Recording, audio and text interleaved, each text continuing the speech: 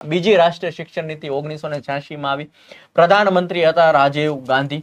Okay, પૂર્વ નીતિ એટલે આગળની જે નીતિ હતી એને સોર્સ તરીકે લીધો. નેક્સ્ટ જુઓ ભાઈ, જરૂર હતી 1968 ની નીતિ બાદ શિક્ષણ ક્ષેત્રે ઘણા સુધારા થયા, પરંતુ ઘણી ખામીઓ રહી ગઈ હતી. ઓકે, તો ખામીઓ પૂરી કરવી પડે. કે આમાં બે વસ્તુ તમારે યાદ રાખવાની છે. 1986 માં બે વસ્તુ જીવનમાં યાદ રાખવાની છે. જવાહર નવોદય વિદ્યાલય.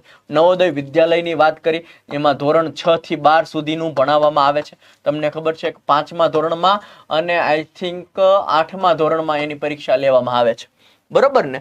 અને પછી તમને આની અંદર એડમિશન મળતું હોય છે. એક જવાહર નવોદયની વાત કરી અને એક દૂરવર્તી શિક્ષણની વાત કરી. દૂરવર્તી શિક્ષણની વાત કરી. ઓકે, કોણે? તો કે બીજી રાષ્ટ્રીય શિક્ષણ નીતિ એ રાજીવ ગાંધીના વખતમાં આવી. તેમાં મુખ્ય બે મુદ્દા તમારે યાદ રાખવાના છે, એક દૂરવર્તી શિક્ષણ અને એક જવાહર નવોદય વિદ્યાલય. ક્લિયર છે? સમાન તક હજુ સંપૂર્ણ મળી ન હતી. તો મહિલાઓ, ગ્રામ્ય વિસ્તાર, પછાત વર્ગના માટે શિક્ષણમાં મોટી ખાઈ હતી, કે જ્યાં છેવાડાના ગામ સુધી શિક્ષણ પહોંચ્યું નહોતું. અને પોગી ગયું છે તોય પણ તે ભાઈ અમુક જણા એવા છે કે જે ગામડામાં પણ છેવાડામાં રહે છે. ઓકે, એની પાસે આધાર કાર્ડ નથી. ઓકે, એને ખબર નથી કે ભાઈ કેમ ભણવા મૂકવો, તો એમને પણ આપણે લઈ આવી શકતા નથી. કે જેમની પાસે પૈસા નથી, 2 ટક જમવાનું નથી, તો એવા વિદ્યાર્થીઓને ભણાવવાની જે છે એ જવાબદારી સરકારની છે, માતા પિતાની છે, પણ માતા પિતાને જ નથી ખબર. ઓકે, ભણતર શું છે એવું કઈ ખબર જ નથી. તો શિક્ષકોની જવાબદારી પણ હોય કે ભાઈ તમને એની પાસે ભલે આધાર કાર્ડ ન હોય, એવા અઢળક એવા કુટુંબો છે કે જેની પાસે આધાર કાર્ડ નથી, જન્મ તારીખ નથી, ચૂંટણી કાર્ડ નથી, કશું જ નથી. ઓકે, બિચારા શાંતિથી રહે છે. ઓકે, મજૂરી કરે છે અને 2 ટકનું જમવાનું હોય છે. એક નાની એવી ઝૂંપડી હોય છે, એની અંદર 6 થી 8 જણા રહેતા હોય. ઓકે, બધું આડેંધડ પડ્યું હોય, કોઈ વસ્તુ એની પાસે હોતું નથી, કોઈ દઈ જતા હોય. તો એવા એના ઘરે પાછા 6 7 8 બાળકો હોય. ઓકે, તો તમારે તમારા ગામના જે પ્રિન્સિપલ છે, શિક્ષકો છે, તો એવા બાળકોનું તમારે અથવા તો એવા કુટુંબને આધાર કાર્ડ, રેશન કાર્ડ, ચૂંટણી કાર્ડ આ બધું બનાવડાવી દેવું જોઈએ. ઓકે, ભલે આપણે દોડવું પડે, પણ એઝ અ શિક્ષક તરીકે આપણે એ લોકોને ઉપર લાવવાના છે ને એ લોકોના બાળકને અહીંયા લાવવા, જેથી કરીને 2 ટાઈમ એટલીસ્ટ એક ટાઈમ તમને પેલું મળે. શું મળશે ભાઈ? તો કે ભાઈ શરૂઆતમાં તમને નાસ્તો મળે, ઓકે, અલ્પ આહાર, અને પછી મધ્યાહન ભોજન મળે. અને એવા લોકોને હું તો કહું 2 ટકનું જમવાનું નથી મળતું, તો એવા લોકોને મધ્યાહન ભોજન પેક પણ કરી દો. ડન છે?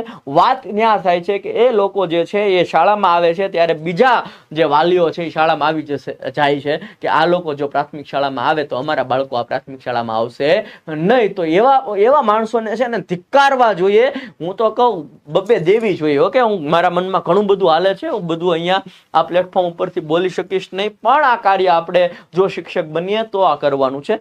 ડન છે? તો જેટલી સેવા થાય એટલી કરવાની છે. માનવ સેવા તે જ પ્રભુ સેવા.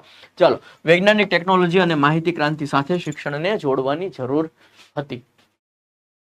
નેક્સ્ટ જોઈએ, મુખ્ય લક્ષ્યો શું છે? સૌને શિક્ષણમાં સમાન તક આપવાની વાત છે. સૌને શિક્ષણમાં કેવું આપવાની છે?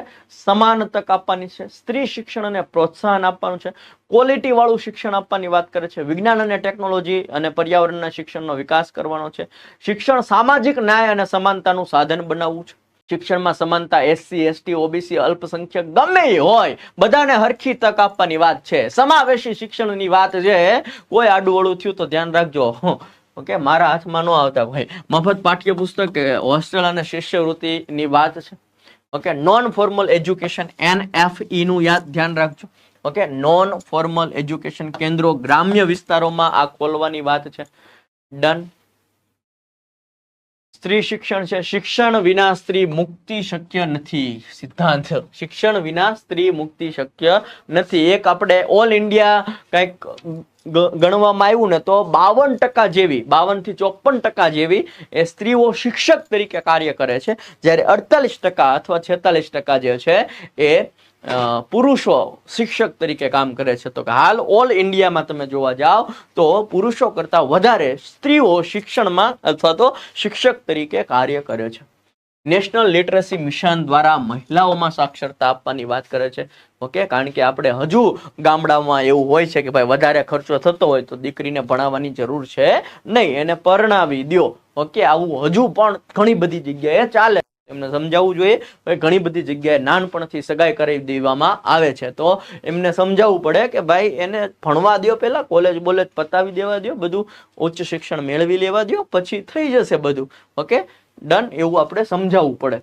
ડન છે. અને નો સમજે તો એને કહેવાય કે ભલે તમે મારા જે થતા હોય પણ હું પહેલા કેસ કરીશ. ઓકે, નાનપણમાં કોકના લગ્ન કરાવી દેતા હોય, અમુક જ્ઞાતિ છે ઓકે એમાં હજુ પણ નાનપણની અંદર લગ્ન કરાવી દે, તો આ વસ્તુ જે છે એ થવી જોઈએ નહીં. દીકરીને ખબર ન હોય, બીજું ધોરણ ભણતી હોય, હગાઈ થઈ ગઈ હોય, ઓકે, તો આ જે છે હું હંમેશા કહેતો હોઉં છું કે જીવનમાં બે વસ્તુ જે છે એ તમારે નિર્ણય જાતે લેવા જોઈએ. કયા બે વસ્તુ? ઓકે, તો કે ભાઈ લગ્ન કોની સાથે કરવા, ઓકે, આ ફેસલો તમારે લેવો જોઈએ હંમેશા. અને શેમાં કરિયર બનાવવું, શેમાં નોકરી કરવી, આ ફેસલો પણ તમારે જાતે એ નક્કી કરવો જોઈએ. કારણ કે લાઈફ ટાઈમ તમારી સુધી આ રહેવાનું છે બંને.